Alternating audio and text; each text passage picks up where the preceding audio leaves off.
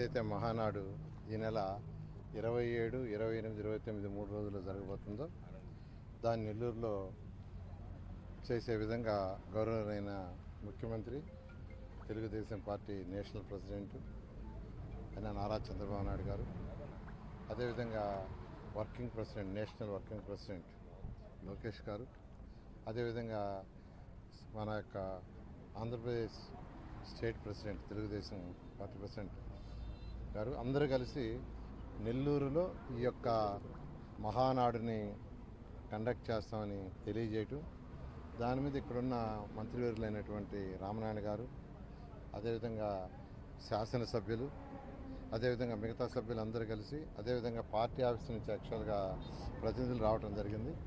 వాళ్ళతోటి నిన్న ఇవాళ ఒక 4 ప్లేసుల్లో సైట్స్ చూశారు. కోవూరులో ఒక 2, మన రూరల్లోనే 2, మిగతా 2 కూడా రూరల్, అది కూడా రూరల్. మరొక 2 సైట్లు రూరల్లో చూశారు.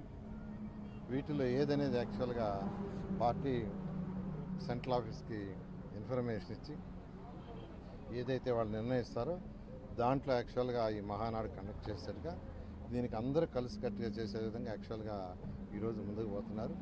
ఏదేమైనా 2-3 రోజుల్లో ఎక్కడ ఏ స్థలంలో అనేది నిర్ణయిస్తారు.